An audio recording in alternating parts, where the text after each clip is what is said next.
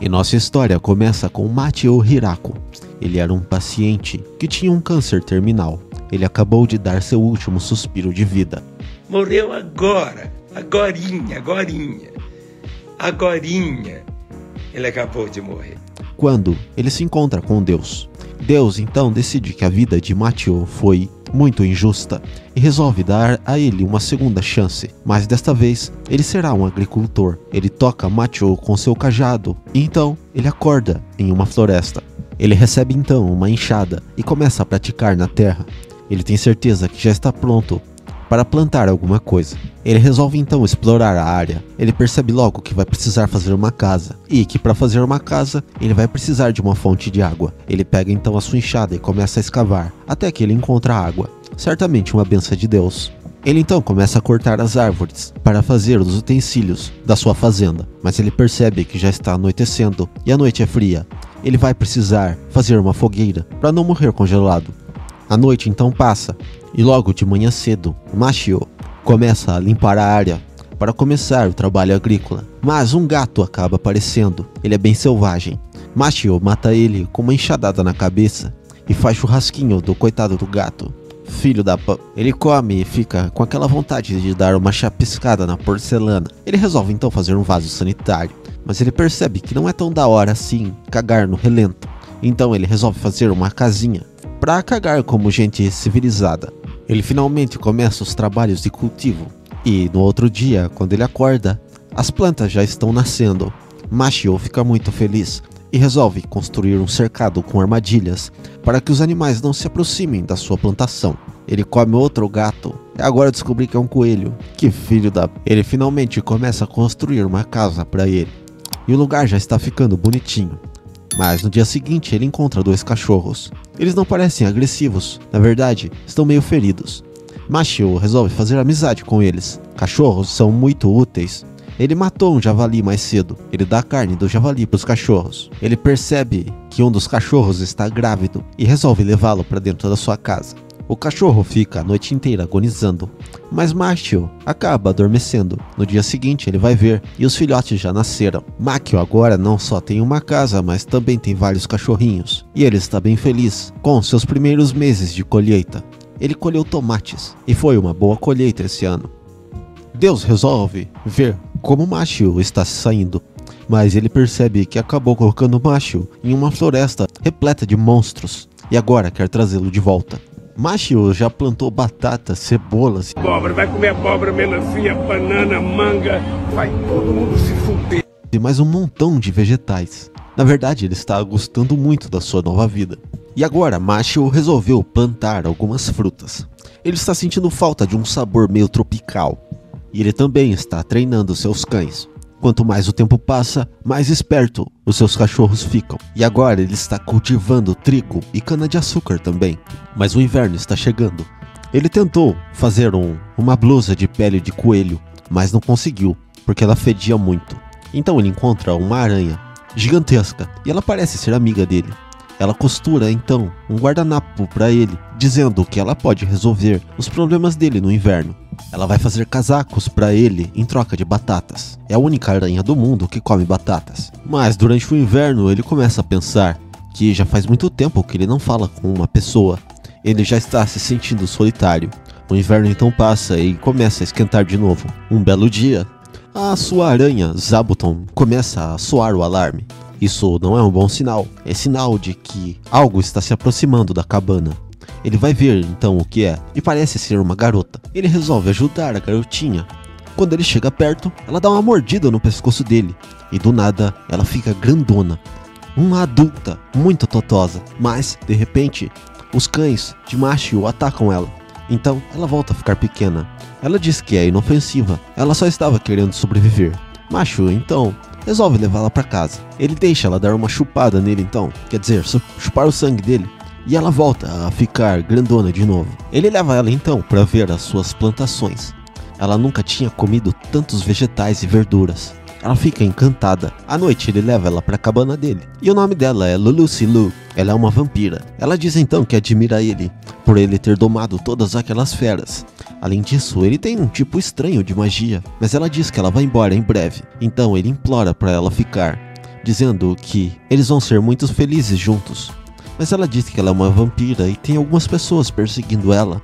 Ele diz que não tem problema. Ela fica meio envergonhada, mas ela vê que o nosso prota tem boas intenções. Sei. E ele está muito solitário, então ela resolve aceitar a proposta dele. A partir de agora, eles vão morar juntos. No outro dia, ela diz a ele que está pensando em plantar ervas medicinais. E ele concorda com ela. Ela vai ser o 30º habitante da aldeia. E ela já está mudando várias coisas na fazenda. Ela instala uma luz para ele através de magia. Ela diz que a comida dele é muito boa, mas que não tem sal. Mas ele diz que ele não encontrou sal em nenhum lugar da floresta. Ela disse então que o sal estava logo ali. Bastava que ele fosse dissolvido em um pouco de água e eles obteriam sal. Estava na cara dele o tempo todo. E agora eles estão pensando em plantar chá. Ele gostava muito de chá no outro mundo e imagina que o chá desse mundo vai ser bom também. Mas a aranha começa a tocar o sinal de novo. Existe alguém se aproximando da fazenda. E quando eles chegam lá, uma garota com asas está amarrada pedindo socorro. Machio liberta ela e ela imediatamente cura seus ferimentos. Descobrimos então que ela conhece Lulucci. Ela diz para Lulucci voltar. Ela andou aprontando muito, mas os cachorros de Machio vão para cima dela. Ela fica meio ferida e Machio resolve levar ela para casa. Chegando lá, ela pergunta a Lulucci quem é esse cara. E Lulucci diz pra ela que, bom, ele é meio que seu marido agora. Machio fica feliz dela ao chamar assim. Então a garota se apresenta. Ela diz que o nome dela é Tia. Ela diz que é um anjo. Machio pergunta a ela então por que ela está atrás de Lulucci. Ela diz que Lulucci causou muitos problemas a uma cidade. Mas Lulucci se defende dizendo que tinha um nobre que era irritante e ficava obrigando ela a fazer poções. Mas Tia rebate dizendo que Lulucci explodiu várias partes da cidade com suas poções malucas. Então elas começam a brigar. Mas logo elas fazem as pazes de novo. E Lulucci convida a Tia para morar junto com eles. Afinal, ela não estava fazendo nada no céu mesmo. Ela apresenta a Tia toda a fazenda, inclusive Zabuton, que é a aranha gigante. Tia desmaia quando vê aquela aranha enorme. Tia então passa o dia inteiro trabalhando na horta e Lulucci finalmente convence ela a ficar. Os filhotes de cães de Hirako estão crescendo absurdamente e eles também estão se reproduzindo. Machio Hirako então decide que é hora de expandir a construção da fazenda. Tia diz a ele então que ela precisa fazer alguma coisa no céu, mas que ela vai voltar logo. Então ela sai voando. Tia volta e acabou trazendo com ela um monte de garotas. Elas são elfas. Elas contam todos os seus nomes e é impossível decorar todos. O que devemos saber é que todos eles começam com L. Tia então conta a história delas. Elas faziam parte de um povo que morava bem ao norte. Mas eles foram arrastados para uma guerra e quase todos eles foram exterminados. Agora, elas ficam andando pela terra, vagando sem um lar. Tia então decidiu que talvez a fazenda de Hirako fosse um bom lugar para elas. E é óbvio que Machio Hirako aceita ficar com elas. Vocês acharam que ele não ia aceitar um monte de gatinha? Agora que todos vão morar juntos, eles vão ter que construir uma casa bem maior. Eles constroem então uma casa, e as elfas já estão se acostumando com a vida no campo. Mas as elfas estão sentindo falta de ferro, isso exatamente. Elas resolvem fazer uma mina de ferro, e elas fazem até uma panela bem da hora para Hirako. As garotas então resolvem fazer pão, e elas fazem isso maravilhosamente bem. Mas um certo dia, Machio pergunta a Lulucci se aquela terra onde eles estão pertence a alguém. Ela diz que pertence ao Rei Demônio. Ele fica meio preocupado, mas ela diz que se ele não falou nada até agora, então tá tudo de boas. Será mesmo? Zabuton, a aranha gigante, acabou capturando uma abelha gigante. Mas, como Machio domestica tudo, ele resolve domesticar a abelha também. Ele faz um ninho enorme para elas, no fundo da sua casa. Agora, eles vão ter mel também. Machio construiu um reservatório. Ele planeja transportar a água do rio para lá, pois a casa dele fica muito longe do rio. Então, os trabalhos começam, e eles começam a transferir a água do rio para o reservatório. Enquanto eles estavam transferindo a água do rio, alguns peixes brotaram ali. Eles acabaram caindo do rio. Machio então corta eles em pedaços e resolve fazer um churrasquinho de peixe. Mas as garotas ficam relutantes em comer o peixe. Aqueles peixes são da Floresta da Morte. Eles podem ser perigosos. Mas Machio come eles de boas e oferece às garotas. Depois que ele come, elas tomam coragem e comem também. e descobre que aqueles peixes são deliciosos. Peixinho na brasa, Kaiser na mão, é só pra quem pode. Machio então resolve fazer mais uma coisa. Ele abre um buraco bem raso perto da casa dele e aproveita a água do rio para encher ali de água. Elas pensam que ele vai criar algum peixe, mas não, ele vai plantar arroz. Ele ensina todas elas a plantar arroz e elas começam a trabalhar na plantação.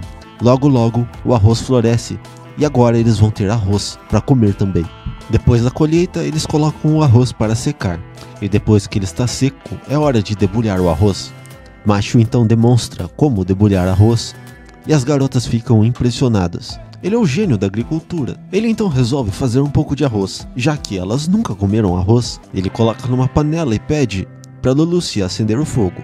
Ela acende e ele faz alguns bolinhos de arroz para elas. Elas ficam relutantes em comer aquilo, mas depois que elas provam, ficam viciadas em arroz. Tão viciadas que não deixam nada para Machio. Machio agora quer fazer uma casa de banhos. Elas perguntam para ele se não é mais fácil todos eles tomarem banho no rio, mas ele diz que no inverno não dá para fazer isso. Então elas concordam e as construções começam. Mas Machio percebe que tem um problema. Ele pode tirar a água do rio para tomar banho, mas onde ele vai colocar a água suja? Ele não pode voltar para o rio. Então Tia tem a solução. Ela diz que eles podem usar slimes, então ela vai pegar alguns slimes no céu. Os slimes purificam a água, então o problema foi resolvido e a casa de banhos ficou pronta. Mas agora ele precisa ensinar as garotas como tomar banho, pois elas nunca tomaram banho, elas se limpam sempre com magia. Ele fica meio envergonhado, mas ele resolve mostrar a elas. Ele entra na água então e fica todo largado lá dentro, a água está bem quentinha. Machio se lembra que quando ele estava no hospital não podia tomar banho sem permissão. Então as garotas veem que aquilo é gostoso e todas elas tiram a roupa e vão para a banheira junto com Machio. Elas não veem problema nenhum em tomar banho junto com ele. E no dia seguinte chegaram mais 5 elfas novas na fazenda de Machio. É muita mulher, esse Machio tem muita sorte, mano. E sério, é impossível decorar o nome de todas as personagens, cara, é muita personagem.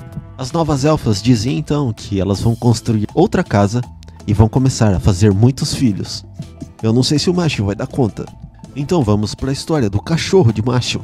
O nome dele é Kuro. Ele sempre foi um cachorrão bem solitário, até que ele conheceu uma fêmea e se apaixonou.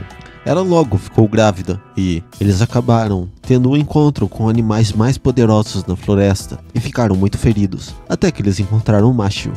Kuro não entendia como alguém com uma aparência tão fraca poderia transmitir tanta segurança, mas foi isso que aconteceu. Machio acabou se tornando o mestre de Kuro e de todos os seus filhotes. A casa finalmente foi ampliada e ela ficou gigantesca. Eles decidiram fazer um curry, então eles vão precisar ir à horta para pegar os temperos e os ingredientes para o curry. E a horta dele cresceu enormemente, já virou praticamente uma plantação gigantesca. De fato, agora eles são uma fazenda. Ele diz a elas que para fazer o curry eles vão precisar de uma raiz de cúrcuma, e ele precisa que ela esteja bem seca. Elas começam então a fazer uma magia para secar a cúrcuma. Elas não entenderam muito bem como é o processo que se faz no alimento. E todos os ingredientes já foram colhidos. Agora está na hora de começar a cozinhar. Machio pegou Lia para ajudar ele na cozinha. Ela foi a única que se apresentou, já que as outras estão ocupadas fazendo outras coisas. E ele começa a ensinar ela a fazer o prato. Primeiro eles colocam a carne de coelho para fritar. Depois adicionam a cúrcuma e um pouco de água. Os outros temperos são fritos, junto com o resto das carnes, para realçar o sabor. Depois que a carne estiver cozida, é só juntar o tempero, que foi frito à parte, e deixar a carne terminar de cozinhar. E o curry fica pronto em breve. Machio estava tão focado no curry que acabou esquecendo o naan. O naan dele ficou todo zoado. Ele também se perdeu em quantas porções vai ter que fazer. Afinal, ele tem muitas mulheres agora. Bom, ele terminou o naan. Naan, pra quem não sabe, é tipo um pão sírio. E a comida já tá na mesa. E tá todo mundo com fome. Elas finalmente começam a comer. E elas comem igual umas porcas velhas. Elas não deixam quase nada para Machio, mas ele ficou feliz que elas comeram tanto. O inverno está chegando de novo. E agora, Machio está procurando um jeito de armazenar comida. Ele também pediu cobertores extras para Zabuton. Ele vai guardar muita carne defumada, graças a Tia e Lulucy. Ele também aprendeu a armazenar vegetais por muito tempo. Parece que eles estão bem seguros para o inverno. Mashio é o único que não consegue usar magia, e por isso ele sente um pouco de inveja das garotas. Mal sabe ele que todas as garotas acham que ele é o mais incrível dali. E o inverno finalmente chegou. No inverno eles não têm muita coisa para fazer, então eles vão jogar Reverse, que é aquele joguinho de japonês de peças pretas e brancas. Tia e Lulucci começam a jogar. Elas são imaturas demais pro jogo, e elas começam a discutir. Por outro lado, as elfas jogam bem quietinhas, e até mesmo os cachorros estão jogando algum tipo de jogo para passar o tempo no inverno. Ele resolve então jogar uma partida com as garotas e acaba perdendo feio. E depois de jogarem muitos jogos o inverno inteiro, o inverno finalmente acabou. Já está na hora de Zabuton acordar da sua hibernação, mas ele começa a tocar o sinal. Tem algo se aproximando, parece um dragão, mas as garotas dizem que é um Wyvern. Agora fodeu. E o Wyvern já joga uma bola de fogo neles, mas Lulucci e Tia fazem uma barreira. Elas dizem que é impossível derrotar um Wyvern, mas na hora do desespero, Mashio acaba spawnando uma lança.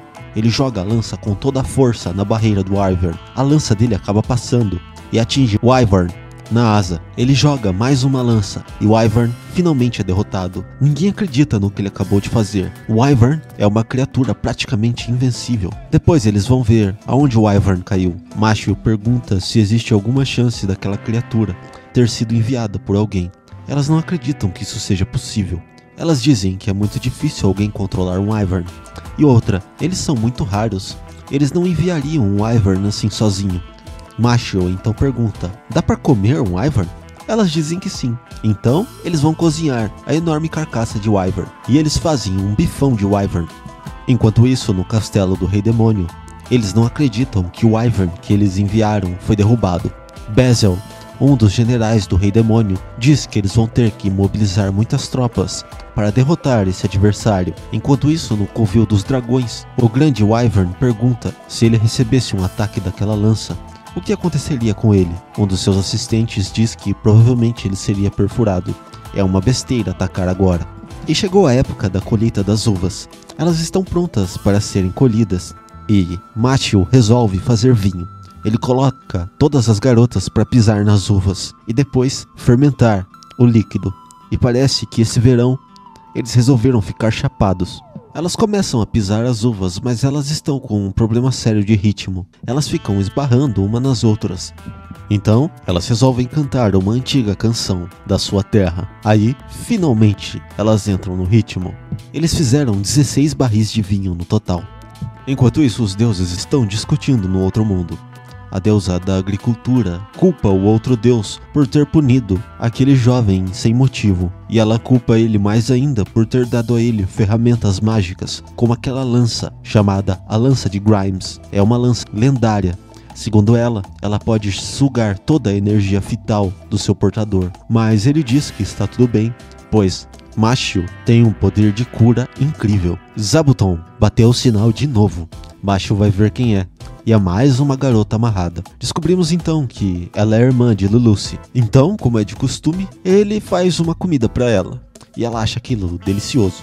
Ela pergunta o que é e ele diz que é miso e shoyu. Ela não sabe o que é isso. Ele diz que é o processo de fermentação da soja. Ela pergunta, fermentação? Então ele explica para ela todo o processo de fermentação. Ela acha aquilo magnífico. Então, ela sai e traz com ela várias criadas. E todas elas têm peitões. E é mais mulheres para o gigantesco harém de Mashio. E elas trouxeram cavalos. Agora sim, está virando uma fazenda de verdade. Tia então fica com inveja das servas de Lulucci e resolve ir ao mundo dela, trazer os seus servos também. Ela traz vários anjos junto com ela e também uns homens lagartos esquisitos. Mas ela traz galinhas. E está completa a fazenda. Eles começam a trabalhar na fazenda, ampliando ela ainda mais.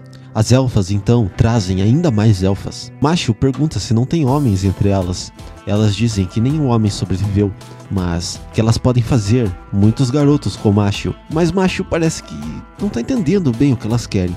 Já faz um tempo que elas estão tentando se reproduzir com ele. A fazenda cresceu tanto que virou uma aldeia. Mashio resolve dar um nome para ela. E nada seria melhor do que dar o nome da grande árvore que está no centro da aldeia. A aldeia vai se chamar Aldeia Taiju. E Mashle é o novo líder da aldeia. O Rei Demônio mandou o mensageiro para Mashle. Ele recebe o mensageiro, que se chama Bezel. Esse vai ser o primeiro trabalho de Mashle como prefeito. Bezel então dá um presente para Mashle. Parece algo muito valioso. Mashle então imagina que o Rei Demônio quer cobrar impostos dele. Ele diz que vai dar uma parte da colheita para o Rei Demônio por estar cultivando nas suas terras.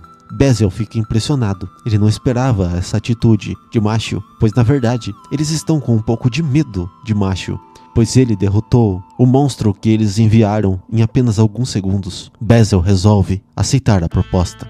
Depois que eles assinam um acordo, Bezel vai embora. Tia fica muito feliz, pois ela diz que geralmente as taxas de impostos ficam entre 50% e 60%, e Mashle teve que pagar apenas 10%. Ele é muito sortudo, e além disso eles ganharam uma poção valiosa, que cura qualquer ferimento. Já no castelo do Rei Demônio, os generais discutem. Eles não esperavam que Mashle fosse se submeter a eles. Eles pensam que isso é algum tipo de estratégia de Mashle para ganhar tempo. Eles estão apavorados, não sabem o que fazer, pois eles dizem que Mashle tem um exército de elfos, de anjos e de lobos. É impossível vencê-lo. No outro dia ele é visitado por Drain, o rei dos Wyverns, e seu assistente. Eles vieram trazer um presente a Mashle. Drain então assume a sua forma humana, e Mashle leva ele para tomar um vinho na cabana. E ele fica doidão, mas Drain começa a dar vexame, e então seu assistente resolve levar ele embora. Mashle está recebendo muitas visitas, então ele resolve construir uma casa de hóspedes. Ele também encarrega alguns anjos e homens lagartos para a defesa do território. Eles recebem então alguns visitantes que têm orelha de cachorro, mas eles parecem meio suspeitos, e Lulusi coloca eles para dentro da cabana, enquanto Tia tranca a porta do alojamento deles. Ela diz que todos os visitantes que vieram até agora trouxeram algum tipo de presente, mas esses apenas chegaram, sem contar que eles ficaram um bom tempo escondidos na floresta observando. Tem algo suspeito com esses caras. Para acabar com as suspeitas, Mashle resolve perguntar a eles quem eles são. Eles dizem que são de uma aldeia chamada Holen, e que ela existe mais ou menos há 500 anos. Eles também possuem orelhas de cachorro e são chamados de Homens-Fera. Mashle descobre também que eles fazem muitas coisas de valor e resolve estabelecer comércio com eles. Mashle está interessado em ganhar uns trocados. Eles pedem desculpa por não ter trazido nenhum presente. Eles são Homens-Feras, são os caras meio primitivos. Um tempo depois eles resolvem fazer uma visita à aldeia Holen e usam Drain como transporte. Eles trocaram várias mercadorias com os Holen, e Mashle ficou muito feliz. Seus negócios estão dando certo. Como forma de agradecimento, eles enviam a Mashle algumas garotas. Mashle pede então que os Holen enviem alguns homens também, pois a aldeia de Mashle só tem mulheres. Se continuar assim, eles não vão sobreviver muito tempo. Mas eles acabam enviando garotos muito pequenos. Eles não têm nem 10 anos de idade. Os novos aldeões estão se adaptando bem, quando eles escutam um barulho enorme. Um dos anjos diz que é o Glapper Bear, é um urso gigantesco. Mashle então pede para o anjo levar ele até o local onde o Glapper Bear está. Eles chegam lá e o Glapper Bear está lutando contra uma serpente gigante. Mashle apenas pede para o anjo soltar ele. Ele arrebenta com os dois rapidinho e leva a carcaça do urso e da cobra para sua aldeia. E óbvio que Mashle resolve cozinhar tudo aquilo. Ele faz um prato delicioso com o Glapper Bear e a serpente gigante. Mas Mashle sabe que toda aquela carne gordurosa vai dar uma puta dor de estômago. Então, ele vai pedir a Lulusi uma poção para que ele não tenha nenhum tipo de azia. Ela dá a ele a poção que ele quer, mas ela diz que está tendo dificuldades com a fermentação do miso. Ela tentou adicionar várias poções para fermentar mais rápido, mas acabou explodindo a casa toda. Mashle diz então que vai ajudá-la. Ele ajuda ela então no processo de fermentação do miso, quando a irmã de Lulusi diz que ele tem visitas. Mashle é visitado por uns barbudos que são vikings da montanha. Eles querem fazer negócio com o Mashle, mas eles não têm dinheiro. Eles dizem que têm tecnologia.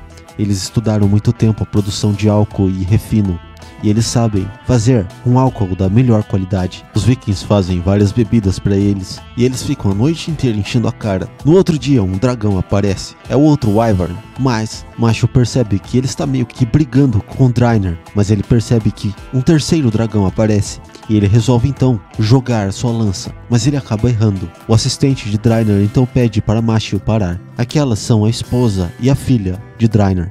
Elas estavam desconfiadas dele, pois ele estava saindo toda noite e resolveram verificar aonde ele estava indo. Elas se apresentam para Macho e Macho sai. Então eles começam a conversar e Draime diz que Macho é poderoso demais para ser desafiado. Se ele tivesse acertado aquela lança, provavelmente elas não estariam mais ali. A esposa de Draime então resolve deixar sua filha na fazenda com Macho para que ela possa ficar vigiando ele. O nome dela é Lasti. Basil então vai visitar Macho para dar uma vigiada e pedir alguns produtos, mas ele percebe que agora ele tem um dragão a seu serviço. Ele está ficando cada dia mais poderoso, assim o Rei Demônio nunca vai vencê-lo. Basil então resolve enviar sua filha como visitante para vigiar a aldeia. Ela chega lá e não entende nada, pois parece só uma fazenda comum. Sim, porque realmente é. Ela vigia todas as partes da aldeia, mas não consegue encontrar nada de muito diferente. Ela descobre que ele tem muitas criaturas mágicas a seu serviço. Isso pode ser um problema. Macho está a fim de comer frutos do mar, mas a maior parte deles sequer viu o mar. Ele fica para muito além do território do Rei Demônio. Então Macho resolve mandar Lasti e também a filha de Basil para verificar o mar e capturar alguns frutos do mar para eles cozinharem. Macho recebe outras visitas, um cara chamado Michael Gordon. Ele é um empresário e mais uma vez ele quer fazer negócios com Macho. Ele quer todos os produtos que a aldeia de Macho produz. Em troca disso, ele pode dar dinheiro e também frutos do mar. Macho aceita a proposta dele porque ele parece ser um cara muito legal, apesar de parecer que ele está com muito medo. Lasti então leva ele de volta para casa. Antes de tudo isso, o assistente dele entrou no seu escritório dizendo que ele tinha visitas. Ele pensou em dispensá-los, mas tinha algo dizendo que ele deveria receber os convidados. Ele percebeu logo que era gente importante, pois era a filha do general Basil e também Lasti, a filha do rei dos Wyners. Ele certamente estaria morto se não as recebesse. Quando ele viu a mercadoria que elas tinham trazido, ele viu uma grande quantidade de dinheiro na sua cabeça. Ele certamente ia se dar bem nesse negócio, pois as frutas que elas trouxeram eram muito raras naquela região dele. Ele disse que elas poderiam pegar todos os frutos do mar que elas quisessem. Como agradecimento, elas ainda levaram ele para conhecer a fazenda de Macho, e ele se cagou de medo. A fazenda é mais uma vez atacada por um dragão. Macho derrota ele com facilidade e descobre que ela é a irmã mais nova de Draime. Ela só veio porque Draime disse que tinha dado a sua filha Lasti como noiva ao prefeito de uma aldeia. Então ela veio ver quem era esse cara. Aliás, o nome dela é Hakuren, e Macho convida ela pra cabana. E eles resolvem jogar um jogo, e Macho, pra variar, perde e acaba tendo que ficar peladão. Galgard, o Rei Demônio, está muito preocupado, pois ele não consegue lidar com Macho de jeito nenhum. A força militar de Macho continua crescendo e ele não consegue fazer nada sobre isso. Hakuren é muito inteligente e ela está se mostrando muito útil na aldeia. Ela está ajudando Macho de todas as formas possíveis. Macho recebeu outra visita e agora é das garotas Lame. Elas são metade mulher, metade cobra, e elas andam com as peitolas de fora. Macho coloca umas roupas nela e coloca elas também para trabalhar para ele no iFood da região. Ele virou empresário mesmo. Basil veio avisar sua filha que a princesa, filha do Rei Demônio, está reunindo suas tropas. Ela pretende atacar a aldeia de Macho. Tanto Basil quanto sua filha acham que aquilo é um monte de bobagens, pois é impossível elas vencerem a aldeia de Macho. Macho é muito poderoso, mas ele diz que não tem jeito, pois o Rei Demônio não consegue controlar a sua filha. E o ataque delas já dá errado.